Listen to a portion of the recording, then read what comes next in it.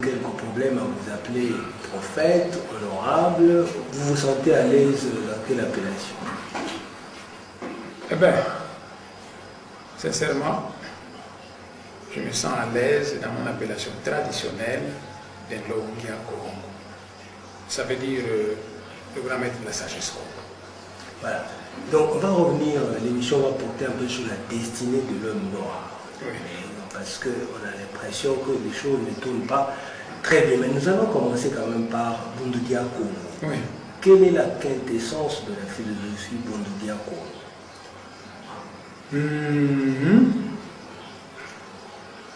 L'homme est à la fois un corps et un esprit.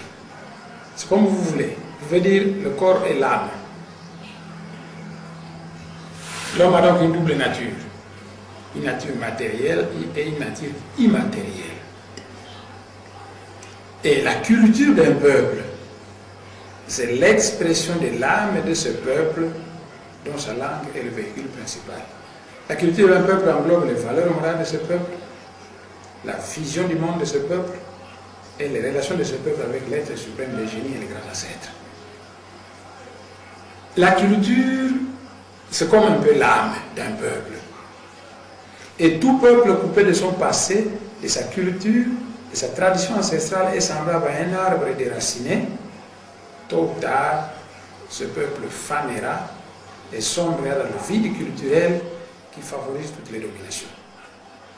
À travers le vaste panorama de l'histoire de la race humaine, seuls se sont développés sur la Terre et ont réussi à dominer la planète les peuples qui, à chaque grand tournant de leur histoire, savent sauvegarder l'aspect positif de leur culture et l'enrichir d'un apport venu d'en haut ou de l'extérieur. Donc, nous avons une culture panthéiste. À chaque grand tournant de notre histoire, nous faisons l'inventaire de notre culture pour dire quels sont les éléments de notre culture qui sont encore vivifiants, qui peuvent encore nous renforcer et qui peuvent nous permettre d'être compétitifs. On fait la somme et on dit quels sont les éléments de notre culture qui sont devenus caducs et dont il faut absolument. Et après on dit par rapport à l'aspect positif de notre culture, en nous comparant avec les autres, dans quel point nous sommes faibles. Et à ce moment-là, comment combler ce vide où nous sommes faibles? On peut combler ce vide soit par un apport venu d'en haut ou de l'extérieur. Un apport venu d'en haut signifie que nous avons des voyants, des êtres visionnaires, qui en se mettant dans un certain état de concentration, peuvent avoir une intuition juste, une inspiration qui leur permet de dire que là où dans le temps on faisait ça, désormais faisons ceci. Et ça va s'harmoniser avec l'aspect positif de notre culture, on va de l'avant. Ou alors, si nous n'avons pas des gens comme ça, mais nous regardons comment les autres fonctionnent à l'extérieur.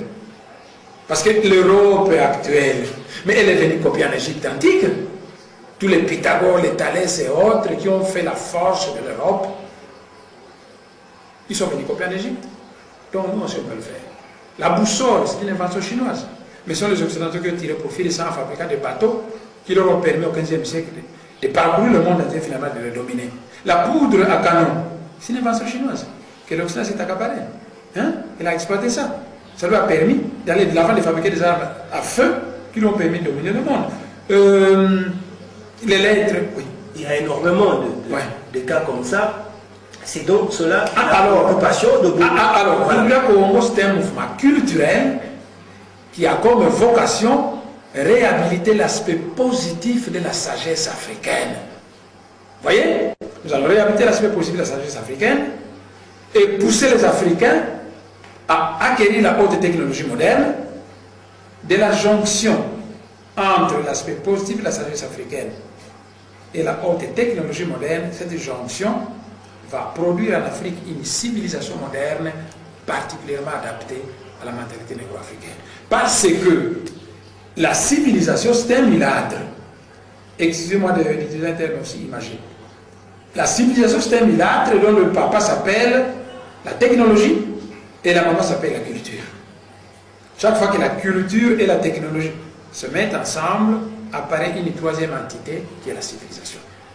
De cette façon-là, avec la même technologie moderne, la culture chinoise est légèrement différente. La civilisation chinoise est légèrement différente de la civilisation suédoise.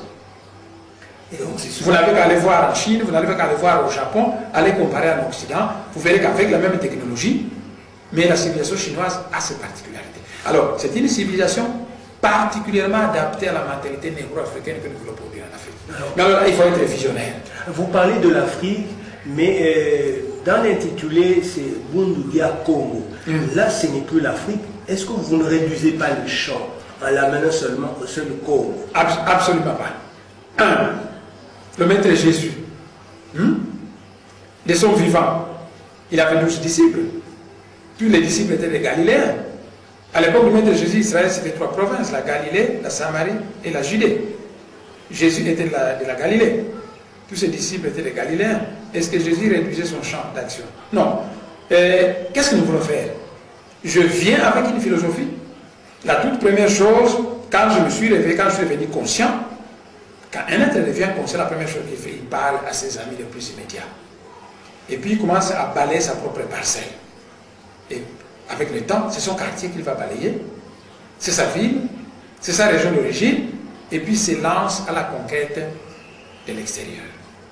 Mais seulement, nous, aujourd'hui, en ce qui concerne le Congo, il y en a qui sont venus, qui ont essayé de balayer d'abord chez eux, et puis apparemment, ça ne porte pas très loin. Mais c'est simplement parce que soit ils se sont fait faucher par des gens qui ne les comprenaient pas.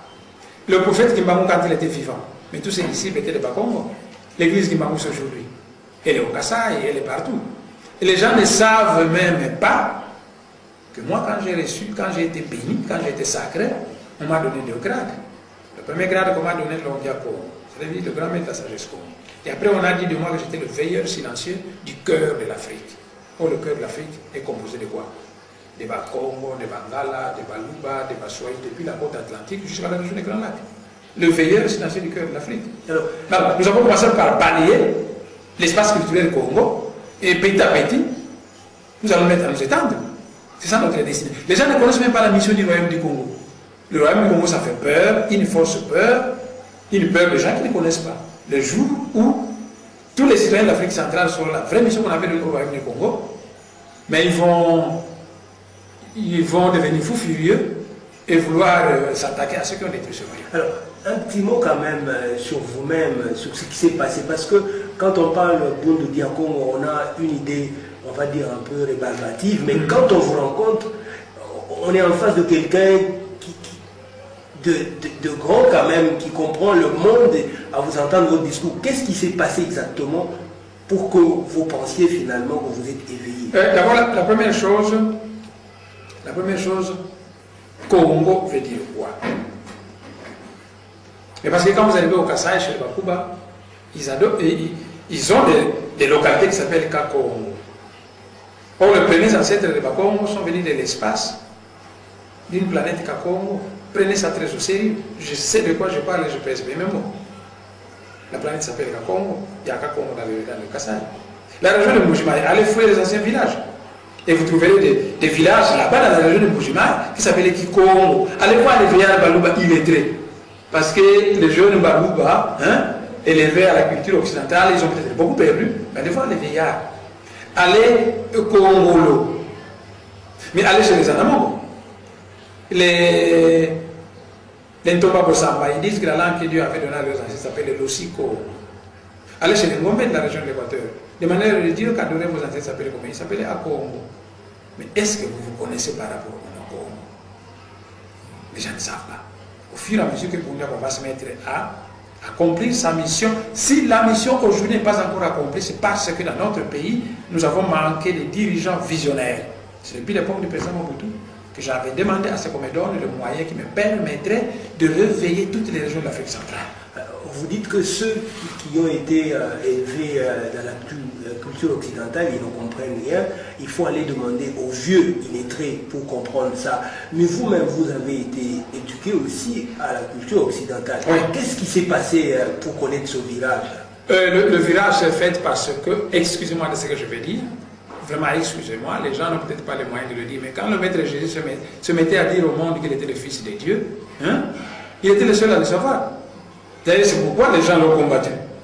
Parce que les pharisiens disaient, mais toi qui es fils de l'homme, tu t'es dit fils de Dieu. Chaque fois qu'une âme d'élite vient au monde, elle est née comme tous les autres. Elle grandit comme tous les autres. Et puis vient un moment donné où ceux qui l'ont envoyé pensent qu'il est maintenant temps qu'il commence sa mission. Vous allez attraper une vision, vous allez voir un être qui vous apparaît dans une maison fermée, qui vous parle de qui vous êtes, de pourquoi vous êtes venu au monde et de ce que vous devez faire.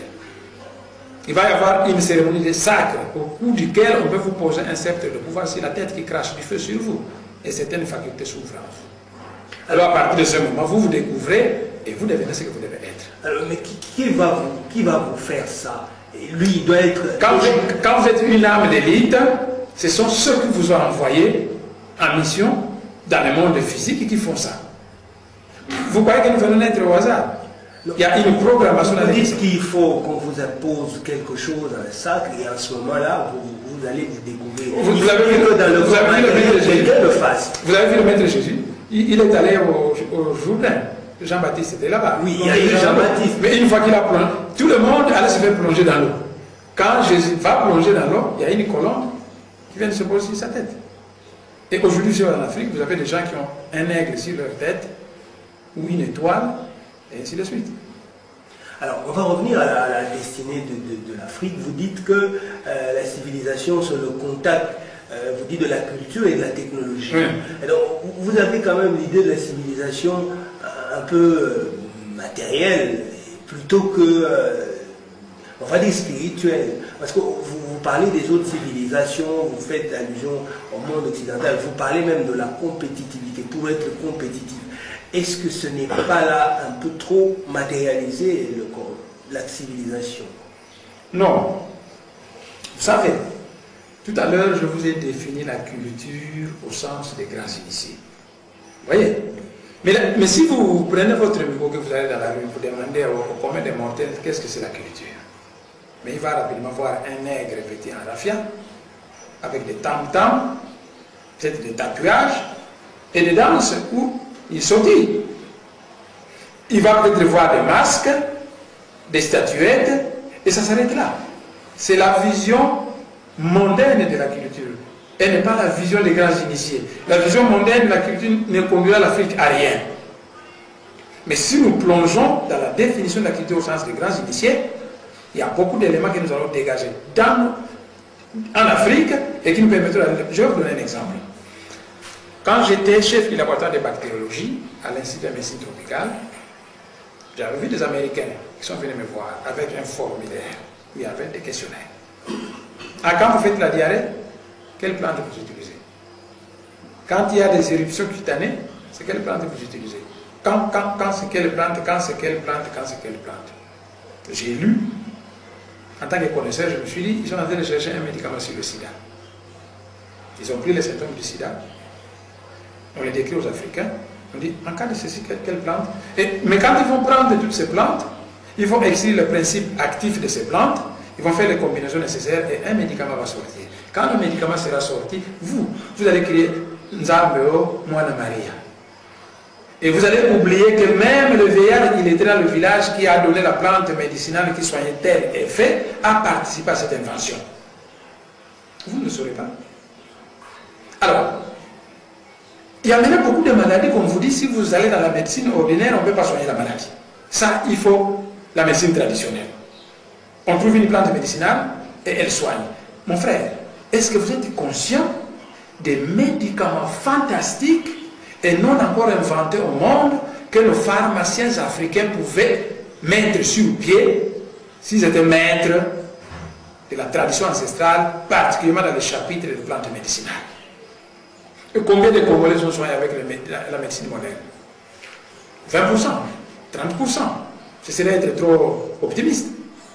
Dans la grande forêt de l'Équateur, là-bas, les pygmées, tous les autres, ce sont comment? Vous savez qu'il y a même des plantes qui, en les consommant, ça peut vous faire allonger la vie.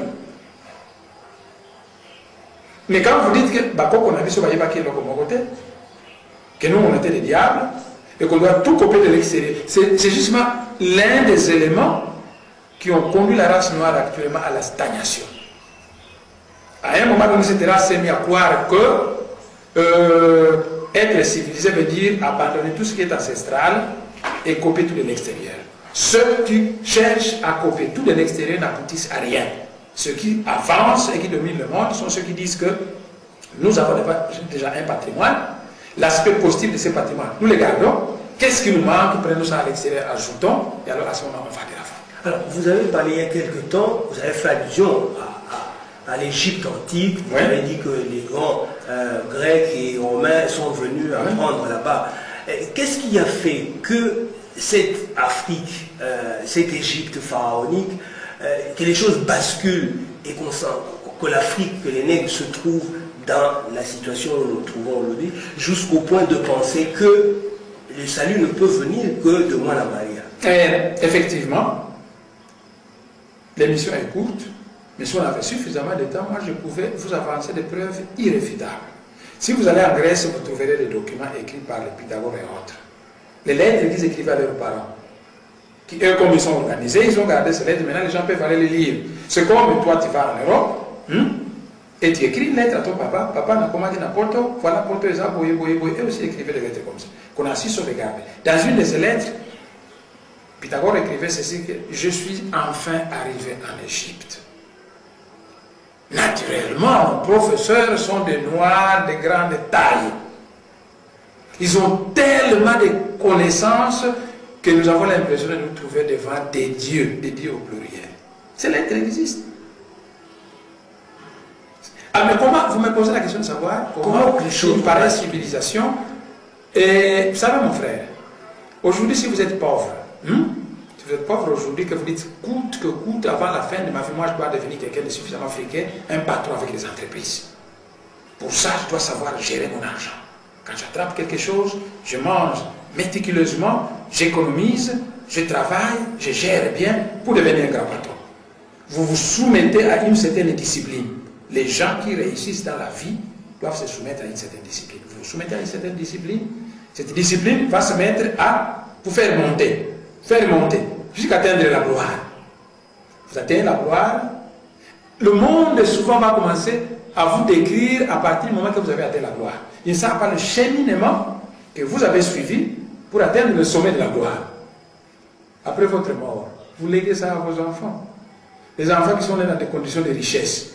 Des enfants qui ne savent pas quels sont les efforts que papa a fournis pour arriver là-bas. Des enfants qui n'ont jamais souffert. Des enfants que peut-être que vous avez trop choyés, qui sont devenus un peu idiots. Il faut commencer à dilapider ce que le papa aura laissé petit à petit.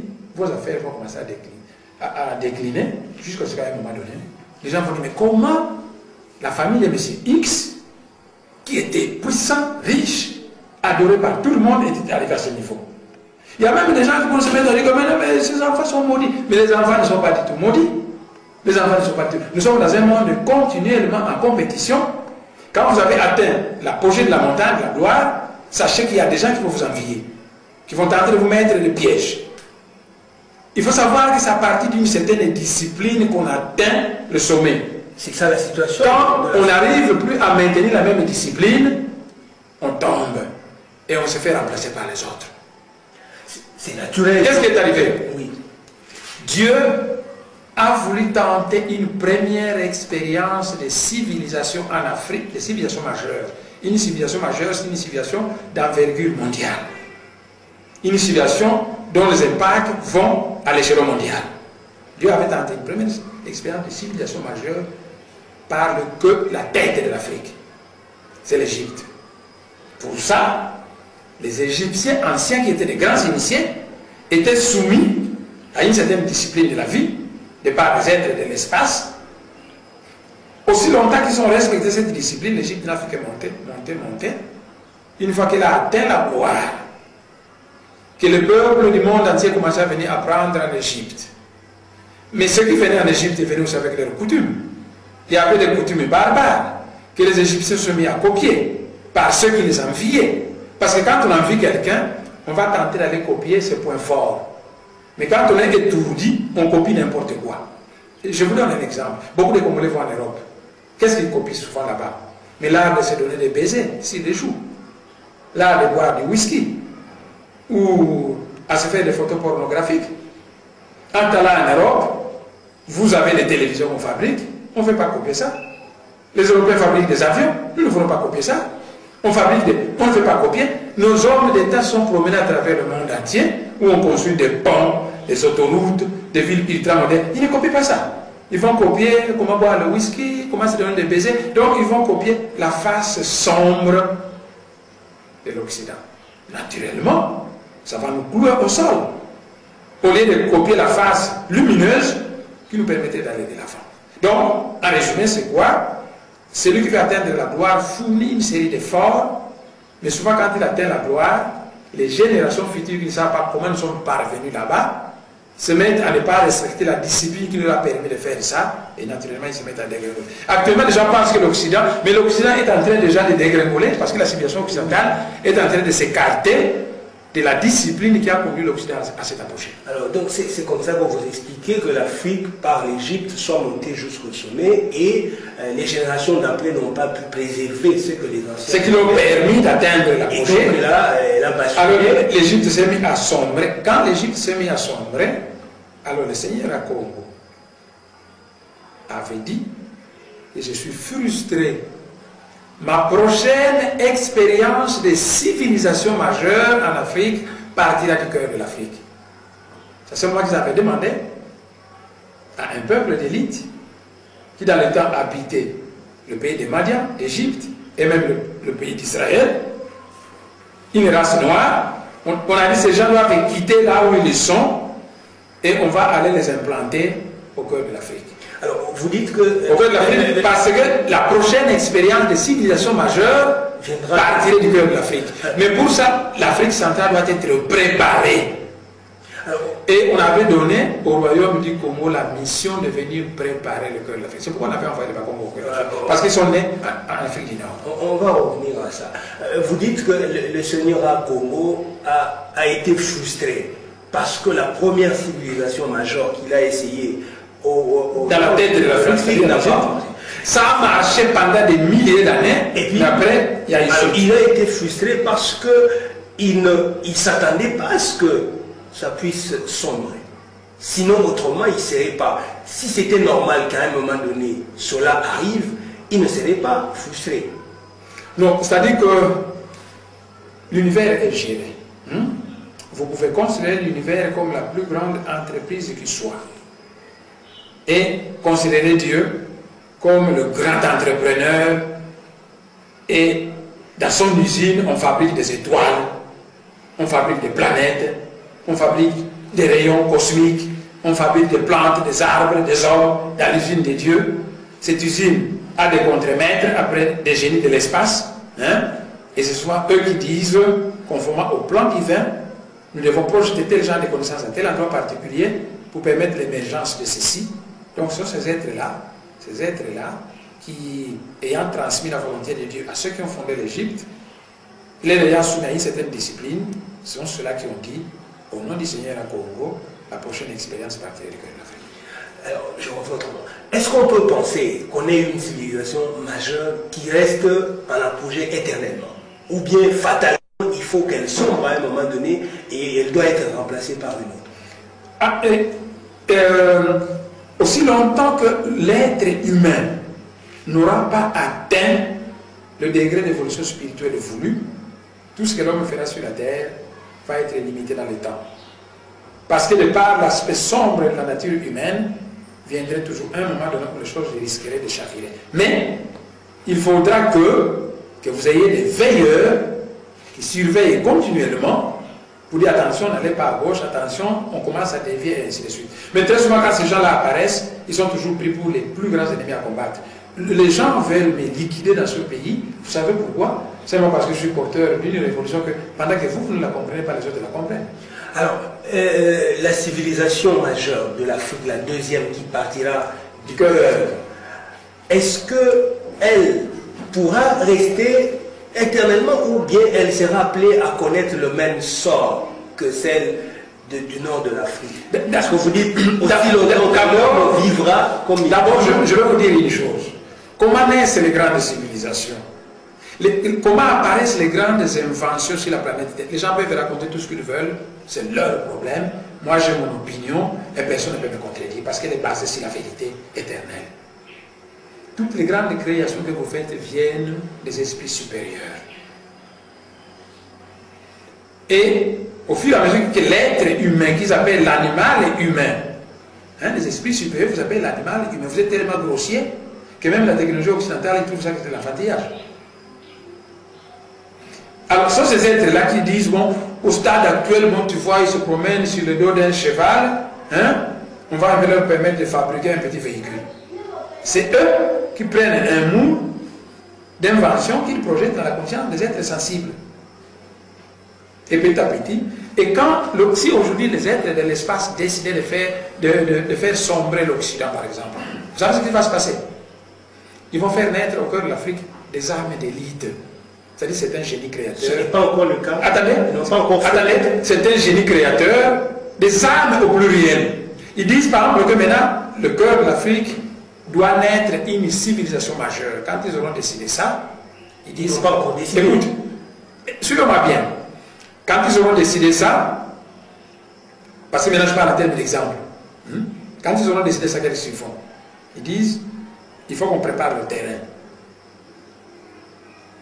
Ça signifie qu'on va faire naître des armes d'élite pour nous les Africains. En Afrique centrale, on devait pouvoir faire ça. Ça, il faut éviter. Il faut plutôt ceci.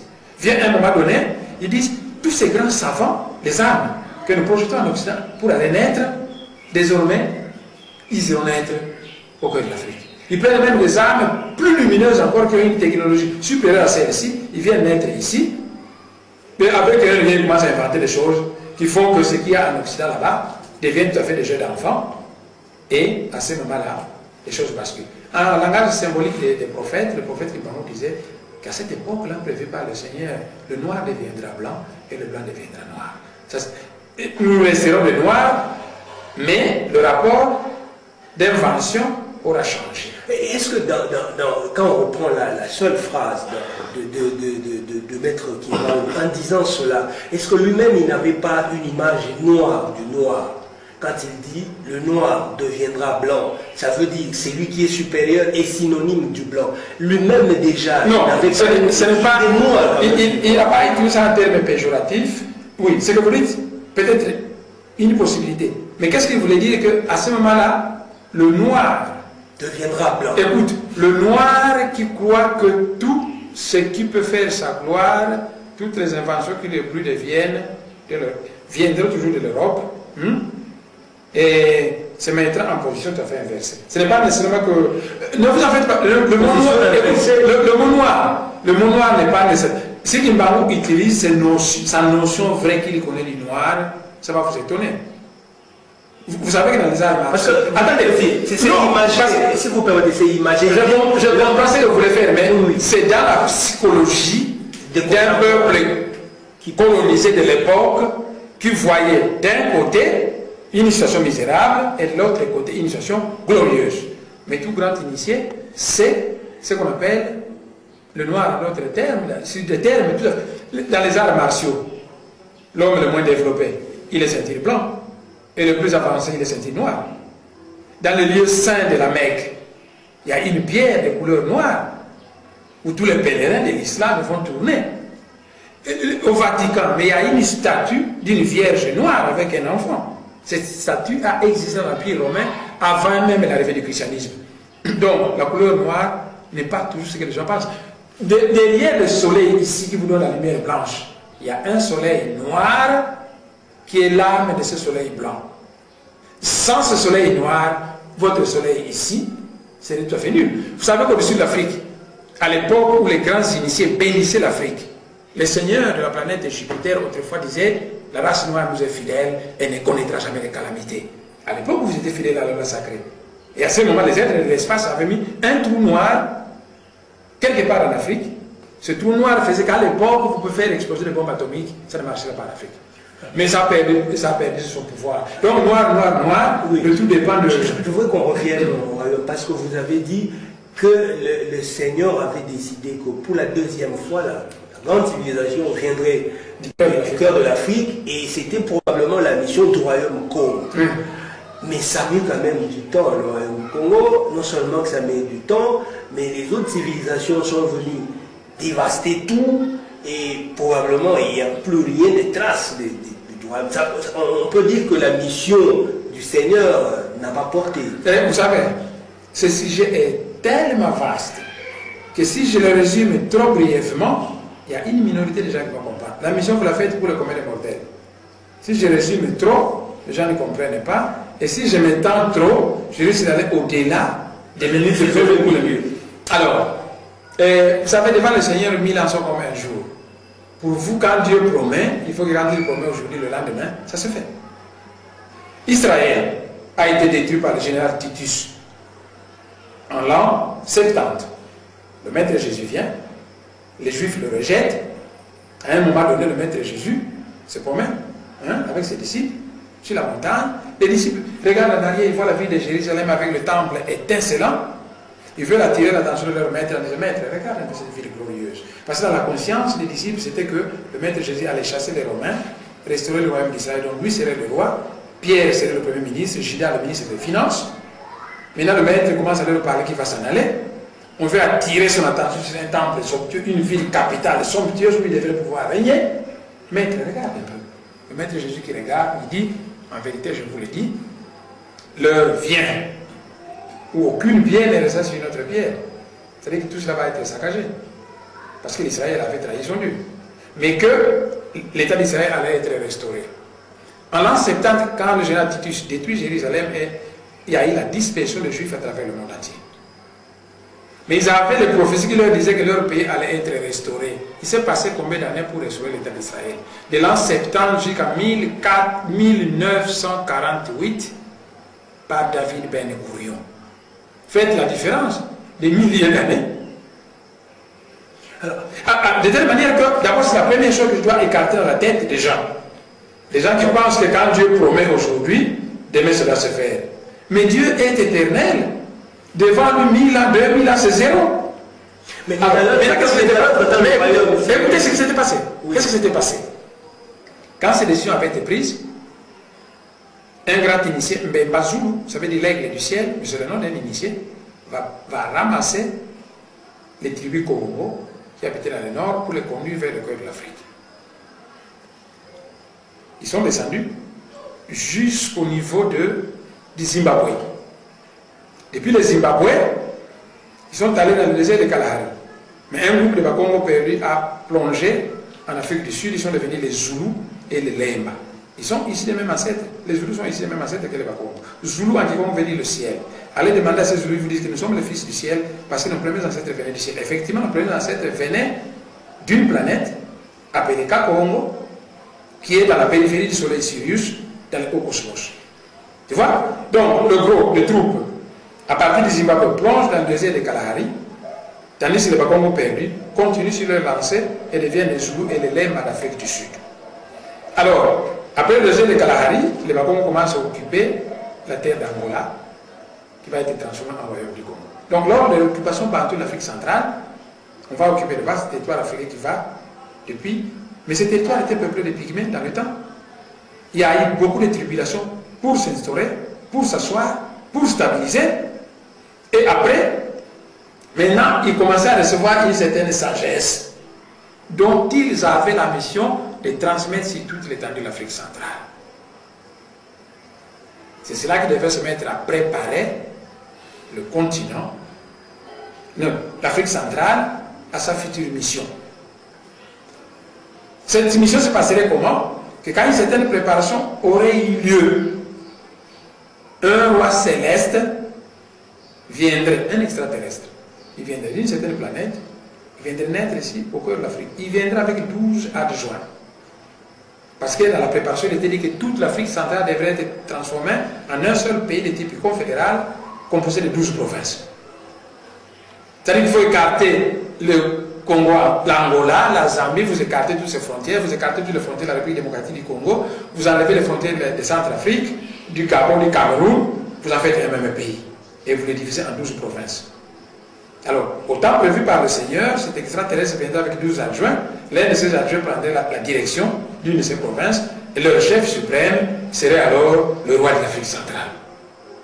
Lorsque cela se serait installé, il allait se mettre à tirer des armes d'élite qui viendraient adombrer les fils de l'Afrique centrale, ouverture d'une intelligence prodigieuse, mise sur pied des inventions fantastiques, non connues, et voilà l'axe du monde qui est changé. Alors, les chefs, les 12 adjoints et le chef dont vous parlez, sont-ils des chefs? Parce qu'en début, vous avez dit qu'il y a dans l'homme le côté matériel, le corps. Sont-ils chefs uniquement spirituels, uniquement dans la matière, ou combinent-ils les deux? Vous savez, si l'homme est à la fois esprit et corps, développer l'homme, le développement intégral de l'homme exige qu'on puisse développer l'homme spirituellement et matériellement. Vous avez deux natures. Vous êtes à la fois esprit et corps. Alors vous vous contentez de manger du foufou, c'est votre corps que vous développez. Mais votre âme a aussi besoin d'un épanouissement. Donc, c'est pour vous dire que le développement, l'homme étant esprit et corps, son développement intégral doit nécessairement être un développement spirituel et à la fois matériel. Alors, ça c'est la Bible. Mais dans la gestion maintenant des hommes, les chefs, leur pouvoir est-il spirituel ou aussi, je veux dire, dans la matière politique? Regarde, le roi David. Si souvent je prends des exemples de la Bible parce que les gens connaissent mieux la Bible, je pouvais prendre des exemples, d'autres exemples, même épuiser dans la tradition purement africaine, les gens vont hésiter. Avec les Africains aujourd'hui, je peux leur annoncer quelque chose puisé purement et simplement dans la tradition africaine. Mais si maintenant je prends ça dans la Bible, alors je dis, bon, ils commencent à réfléchir. Et dans la tradition africaine, le monde est habité, même les forêts. Et quand vous entrez dans une première forêt avec votre fils, quand c'est la première fois qu'il entre dans la forêt de la tradition africaine, le fils vous devez prendre une partie de la terre de cette forêt, la faire manger à votre fils. C'est une façon d'harmoniser les vibrations de votre fils avec les vibrations des esprits de cette forêt. Si vous le faites aujourd'hui, mais quand le pape est arrivé pour la première fois dans notre pays, qu'est-ce qu'il avait fait? Il est descendu à la plaine de Djili et il a baisé la terre du Congo. Mais c'est la même tradition. Le pape connaît la loi de la nature. À ce moment, les chrétiens qui ont vu que le pape aussi a baisé le sol, ils vont maintenant trouver que, donc, papa, on a vu ce c'est pourquoi souvent je me réfère à la Bible. Parce que les gens croient à la Bible. Si donc, je veux leur dire des histoires puisées dans la sagesse africaine, pour qu'ils ne puissent pas les rejeter, je les compare à la Bible. Alors, la Bible, le roi David, celui qui a écrit les psaumes de David, c'est de la religion. Mais il était roi, c'est de la politique. Et la reine d'Angleterre, elle aussi chef de l'église anglicane. La reine d'Angleterre, elle est à Londres. Elle est reine, donc elle fait de la politique. Et le chef de l'église anglicane, c'est de la religion. Dans l'Apocalypse, il est écrit que lorsque le Christ reviendra sur la terre, il sera roi et prêtre. Roi signifie que le Christ fera la politique. Prêtre signifie qu'il fera la religion. Mais si on revient à la Bible, parce que vous y êtes, lui-même il avait dit qu'il n'était pas roi dans ce sens-là, il me dit politiquement. Et puis je veux poser une question comme ça, vous allez envoyer. Vous avez la perception que vous avez. Vous allez poser votre question. Comme ça, vous allez faire les deux à la fois. Méfiez-vous de certaines réponses que peut vous donner un grand initié. Parce que vous ne connaissez pas le conditionnement dans lequel il a dit ça. Je vais vous donner un exemple. Alors, Jésus, attendez, quelle est la perception que vous avez du Maître Jésus? Vous allez poser toutes vos questions, je vous répondrai. Regarde, le Maître Jésus se promène dans la conscience de ses disciples. C'était quelqu'un qui devait libérer l'État d'Israël de la domination romaine. À un moment donné, on lui pose la question, Maître, mais est-ce que nous devons continuer à payer l'impôt? Parce que c'est impôt que nous payons aux Romains. Ils bouffent, ils mangent, et puis Israël est toujours dominé. Et Jésus leur disait des choses tout à fait révolutionnaires. À un moment donné, Maître, mais l'empereur, le gouverneur romain disait que vous avez fui, vous l'avez fui parce que vous avez peur, vous êtes parti. Il dit, dites à ce renard qu'un prophète ne meurt jamais en dehors de Jérusalem. Vous avez qualifié un gouverneur romain de renard, alors que le renard était utilisé dans un sens péjoratif. Et quand on va lui demander l'impôt, Jésus va dire des choses qui n'étaient pas conformes à ce qu'on paye l'impôt. les Juifs vont l'accuser aux Romains. Parce que les Juifs qui étaient jaloux de lui, les pharisiens, les sadducéens qui étaient jaloux de lui, cherchaient un prétexte. Ils ont tenté de le casser, ils n'arrivaient pas. C'est comme certains Bakongo aujourd'hui, certains policiers Bakongo, ils tentent de me casser, ils n'arrivent pas. Ils vont raconter des mensonges au régime en place pour que ce régime puisse casser pour un concurrent dangereux. Alors, le maître Jésus, on veut le casser par les pharisiens, les sadducéens, on n'arrive pas. Ils disent, bon, il faut le mettre en conflit avec le gouverneur romain. Comme ça, et les Romains qui dominent notre pays pourront le liquider pour nous. Alors ils vont dire aux Romains, mais dernièrement, quand il était à tel endroit, il instigait les gens de ne pas payer l'impôt. Effectivement, Jésus avait dit ça. Alors, c'est vrai ça. Mais si c'est ça, alors il a transgressé la loi romaine. Il dit, mais maintenant nous allons envoyer des espions. Vous irez interroger Jésus sur ce sujet encore pour que nos espions nous puissent écouter. Et les mêmes pharisiens prennent un espion romain, touchent les blancs. Ils arrivent et disent, mais maître, est-ce qu'il faut vraiment payer l'impôt? Ils savaient qu'il va répéter ce qu'il avait dit. Mais quand tu lui poses la question, l'Esprit dit dans le cœur de Jésus, faites attention, on vous tend un piège. Ils sont venus avec un espion romain qui va confirmer si c'est cela que vous avez dit ou pas. À ce moment, ça va être ceci. Informé par l'Esprit dans son cœur, le maître de Jésus dit, ah, c'est un piège. Donc je ne peux plus répéter ce que j'avais d'abord dit. Montrez-moi l'argent avec lequel vous payez l'impôt. On lui montre une pièce, il dit, mais cette figure, c'est la figure de qui? Oh, c'est la figure de Jules César, l'empereur romain. Mais alors, donne à César ce qui est à César et à Dieu ce qui est à Dieu. L'espion romain a dit, mais il a très bien répondu. Mais vous avez menti. Le maître de Jésus, moi, il arrive le moment où je donne des réponses qui dépassent les gens. Parce que j'ai dit ceci, et j'ai dit, mais Bazaba Namike, ils pensent m'étendre un peu, je leur donne une réponse compliquée. Les grands initiés, ils ont aussi souvent donné des réponses comme ça pour... Oui, alors, le maître Jésus, c'est seulement un maître. Écoutez, tout à l'heure, vous m'avez demandé quel grade je souhaitais que vous puissiez m'appeler. Et moi, je vous ai dit, vous m'appelez honorable parce que je suis député, mais traditionnellement, moi, on m'a donné le grade traditionnel de Longiako. Donc, appelez-moi Longi, c'est ce que je vous avais dit. Or, vous appelez le Seigneur comme vous voulez. Mais le mot Seigneur n'était pas un mot religieux.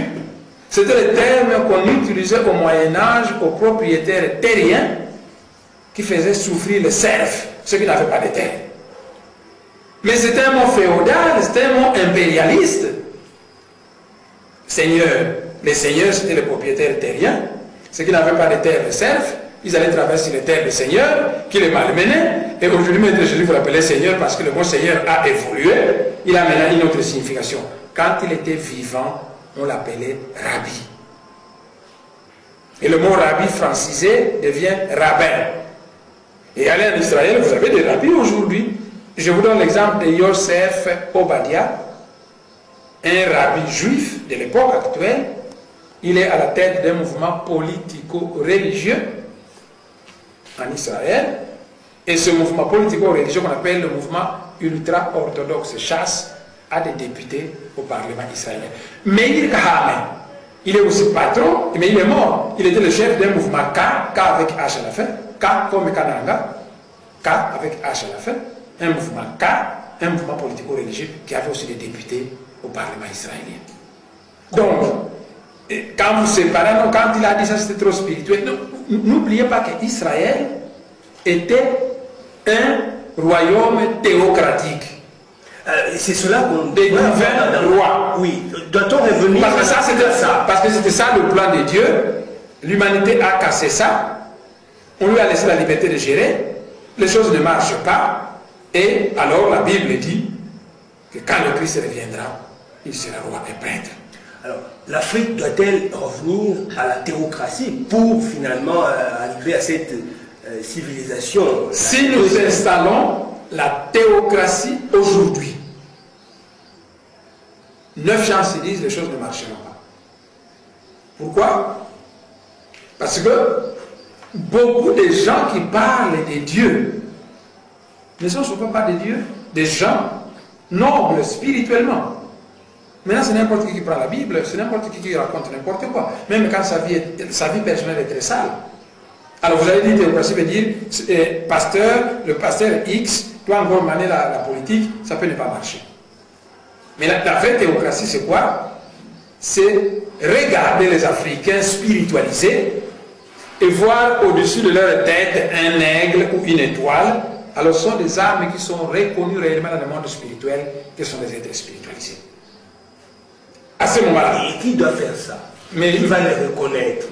Parce que nous sommes comme dans ce monde matériel, politique, qui va reconnaître que tel a une colombe au-dessus de lui?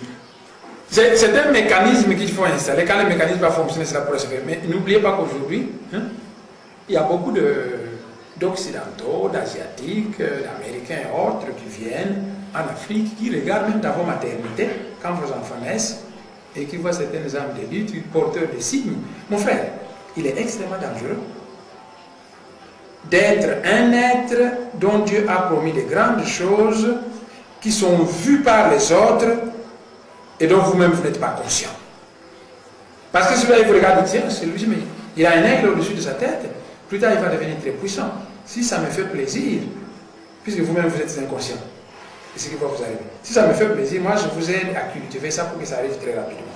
Si maintenant je prouve que c'est un Africain, s'il devenait comme ça, il va amener une grande révolution en Afrique qui peut bouleverser l'équilibre des forces actuelles. Alors ils disent, mais en principe, quand on a un signe comme ça n'aime pas que l'individu en question ait tel comportement, tel comportement, tel comportement. Tel comportement élargit le temps de la réalisation de la prophétie, et tel comportement raccourcit le temps. Ils vont commencer à vous plonger dans des nombolos, à danser des nombolos, à prendre des comportements qui ne favorisent pas l'éclosion rapide de ce qu'ils voient. Mais est-ce qu'il n'y a que les Occidentaux qui peuvent voir ça? Est-ce qu'il n'y a pas... Il y a aussi les Africains. Alors, est-ce que ces Africains ne peuvent pas aider les autres Africains à comprendre qu'on porte un aigle?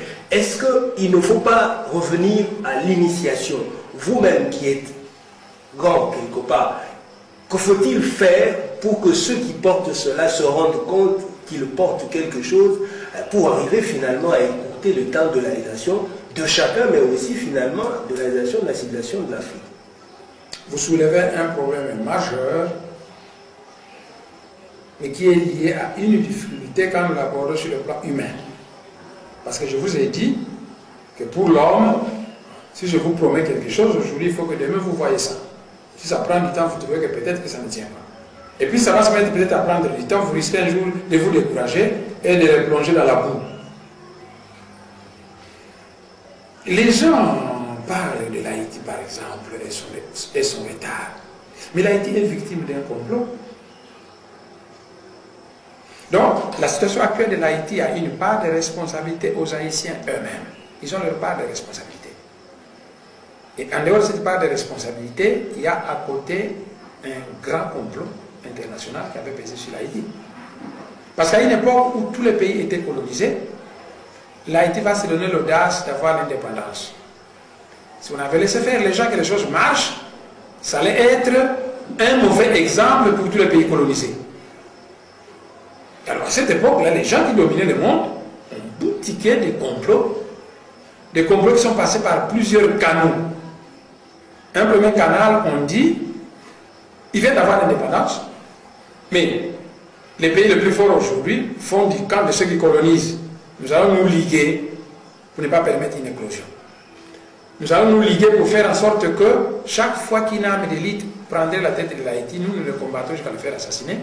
Nous prendrons des gens cupides que nous soutiendrons pour diriger l'Haïti, pour le faire descendre dans la merde. Et certaines initiations ont été des véritables pièges. On vous dit, vous voyez, tel grand homme d'État de l'Occident, il était initié à telle loge. Alors si vous venez là-bas, vous aussi vous deviendrez comme ça. Vous allez, mais une fois que vous aurez été initié, une initiation de bas étage, on vous soumet à des contraintes qui sont telles que vous ne pouvez pas décider ceci sans l'aval d'eux. Donc maintenant, les mains deviennent liées. Et à ce moment, quand vous aurez tout accepté, on vous projette à la tête de l'Haïti. Mais quand vous voulez faire cela, on dit, mais n'oubliez pas votre serment initiatique qui disait que. Et c'est qu'on vous permet, pendant que vous avez cru que c'est par là que nous aurons la force, la puissance, la grandeur, la vision, l'intelligence pour pouvoir bien gérer, les autres trouvaient que nous cherchons à prendre des gens à qui nous conférons une mission qui sera à notre profit. Mais à vous entendre, c'est comme si les grands initiés, les grands esprits ne sont que hors de l'Afrique. Ceux qui boutiquent, tout ce que vous dites. Est-ce qu'il n'y a pas d'initiés africains, noirs, je veux dire, parce qu'on va jusqu'à Haïti, qui peuvent prendre la destinée de noirs pour en faire quelque chose de bien? Est-ce que les autres ne pourront que dominer sur les noirs, on va dire? Non. Kimbarou est venu. La puissance colonisatrice de l'époque, donc le pouvoir politique de l'époque, a cassé sa mission. Moi, je suis venu, on m'a confié une mission, et voyez comment on me harcèle. En Occident, qu'est-ce qui se passe? Quand on voit une âme d'élite, on lui donne des moyens pour éclore, pour qu'il puisse mettre ce qu'il a au service de la communauté. Nous, très souvent, quand on vient, alors ceux qui devaient pouvoir vous protéger, vous donner les moyens, se mettent à vous combattre. Vous passez votre temps à guerroyer à gauche, à droite, et ainsi de suite. Oui, mais vous passez le temps à guerroyer contre d'autres Africains, d'autres Noirs, si je comprends. Parce que eux, ils sont en place par la volonté des grands esprits d'ailleurs. En Afrique, il n'y aurait pas un grand esprit qui pourrait dominer parce qu'apparemment, il n'y a que les autres qui viennent dominer. Les grands esprits africains, pour éclore, ils sont en train de guerroyer avec les autres Africains sur instigation qui vient d'ailleurs. C'est à dire fatalement que les Noirs ne pourront pas, parce qu'il y aura toujours des grands esprits ailleurs qui pourront noyauter. Absolument pas. Absolument pas. Ce sont les hommes et les dieux au pluriel qui font l'histoire. Et dans tout ceci, l'homme n'a que l'avant, n'a que le premier mot à dire, parce que le dernier mot revient aux grands esprits. C'est à ce moment-là que les dieux arrivent toujours à surprendre. Parce que quand une communauté est dominée, quand elle pleure, ces pleurs-là, il n'est pas nécessaire qu'on aille s'agir dans une église pour dire Dieu, nous souffrons. Quand vous êtes incapable de payer le minerval de votre enfant, vous dites mais vraiment, je n'ai pas d'argent. C'est une prière. Silencieusement, quand vous vous lamentez, c'est une prière. Tôt ou tard, ce courant invocatoire qui monte finit par porter des résultats. Mais le réveil d'un peuple dominé et colonisé est lent. C'est un processus lent. Cheikh Anta Diop est venu, il a fait beaucoup. Il a réveillé beaucoup de gens. Les autres viennent et petit à petit, ce courant va se renforcer. Et petit à petit, l'Afrique va se mettre à se transformer un peu. Et à la longue, quelque chose va atteindre une certaine consistance. Et le coup fatal va descendre d'en haut. Et finalement, les gens s'engagent dans une certaine direction. Moi, quand je regardais le comportement des Congolais, par exemple, avant l'arrivée des troupes de l'Union européenne, le comportement que les Congolais avaient vis-à-vis de l'Europe, avant l'arrivée des troupes de l'Union européenne, et le comportement que les Congolais ont aujourd'hui de l'Europe, mais ils ont rapidement galopé. Ils ont appris beaucoup de choses. Même les Congolais illettrés, ils vous racontent des choses, ils vous disent ça, vous trouvez que tiens, c'est juste ce qu'ils disent. Les choses sont en train de changer petit à petit en Afrique. Mais c'est comme un enfant qui a tellement faim, pendant que la maman est déjà en train de préparer du foufou, le madès s'est déjà préparé, l'enfant trouve qu'il y a trop de temps qui passe, moi j'aimerais tout de suite la manger. Mais quand vous regardez l'Afrique, il y a beaucoup de choses qui sont en train de changer, mais ces choses peuvent s'accélérer si vous avez des politiciens conscients et dévoués à la cause. Malheureusement, de ce côté, vous devez faire aussi beaucoup d'efforts. Alors, je reviens à l'image que vous avez donnée avant de l'Afrique, qui était, vous dites que c'est un père qui a fait un travail, qui est arrivé jusqu'à un certain niveau, l'état de gloire, et la progéniture qui n'a pas compris les principes de père jusque-là, parce que probablement les pères n'ont pas transmis ces principes. Est-ce que ce n'est pas le cas avec l'Afrique des initiés qui n'arrivent pas, peut-être, des grands esprits, qui n'arrivent pas à transmettre ce qu'ils ont pour que ça porte quelques années après. Alors que probablement ailleurs, il y a un travail systématique de transmission de ces savoirs. Si nous parlons aujourd'hui, je vous dirais à la fois oui et non. J'ai dit que la civilisation égyptienne avait duré des milliers d'années. Des milliers. C'est ce qu'il y avait une transmission. Toutes ces écoles d'initiation. Ne vous en faites pas. Jésus, qu'est-ce qu'il était parti faire en Égypte? En Égypte. Tous les gens qui allaient en Égypte, ils allaient pour faire quoi? Les gens ne savent pas. Ils allaient pas faire, c'est pas une formation supérieure là-bas. que ce soit en sciences matérielles ou en sciences spirituelles. Ne vous en faites pas. Mais les gens aujourd'hui sont incapables de comprendre ça. Donc, l'Égypte qui a duré des milliers d'années, ça signifie qu'il y avait une transmission. Mais aujourd'hui, quelle est la difficulté? Aujourd'hui, la difficulté, c'est que vous êtes passé d'un régime colonial où on vous a aliéné et vous avez obtenu une indépendance qui n'est pas totale. Vous êtes encore de l'eau qui est trouble. Il faut du temps pour que cette eau puisse se décanter, hein, que la boue forme une vase au fond du verre et que l'eau claire surnage. C'est la situation actuelle de l'Afrique. Vous êtes dans cet état-là. Et dans cet état, par exemple, vous avez encore comme séquelle coloniale des gens qui vous ont dit que vos ancêtres ne connaissaient pas Dieu, hein, que c'était des démons, des diables. Alors, si maintenant la clé initiatique doit venir d'un vieillard illettré, que vous-même vous acceptez que de ce côté-là, rien de bon ne viendra là, il risque d'y avoir difficulté de transmission. Il y a certains vieillards africains aujourd'hui qui ont des difficultés de transmettre. Parce que quand vous me dites, écoutez, on peut faire des quand le tableau, comme vous êtes en train de le peindre, on va dire fatalement qu'il faut baisser les bras et puis on arrête. Ou on va faire quoi? Les grands êtres ne baissent jamais les bras. Le régime en place ne nous a pas donné les moyens pour aller vite, mais avec les moyens de bord d'un fonctionnaire de l'État impayé, sous-payé et mal payé, parce que depuis la fin de mes études, moi j'ai toujours été fonctionnaire de l'État. Avec les moyens de bord, je me suis payé une organisation pour lui à Congo, qui avait 500 sections. J'ai écrit un livre sacré de la sagesse africaine, ce livre-ci. C'est moi qui l'ai écrit. Donc vous voyez que malgré les moyens de bord, hein, au lieu d'aller vite, nous allons lentement, mais les résultats sont là. Aucun Congolais, que ce soit ceux qui se disent prophètes, n'a réussi à écrire comme ça. Et tous les autres Congolais, je ne les critique pas, mais si nous voulons que l'Afrique avance, il faut appeler le chat-chat, le chien-chien. Les autres Congolais, quand ils attrapent l'esprit, quand ils deviennent des prophètes, ils ne peuvent que répéter des chapitres écrits par d'autres prophètes. Si Jean n'a pas écrit, un prophète congolais n'aura rien à prêcher. Nous, on devient prophète seulement pour lire les versets que les autres ont écrits. Mais le vrai initié, lui, quand il vient, il se dit, tiens, mais l'Afrique a une sagesse, l'Afrique a une tradition qui est fantastique. Ailleurs, on a codifié cette tradition et on a abouti à la Bible.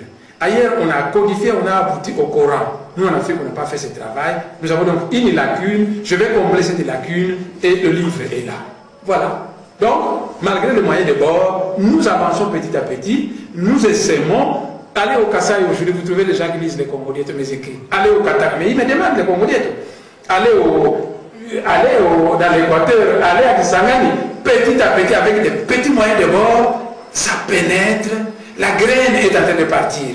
Et je suis certain qu'un jour nous atteindrons une certaine vitesse qui fera que les choses vont s'accélérer.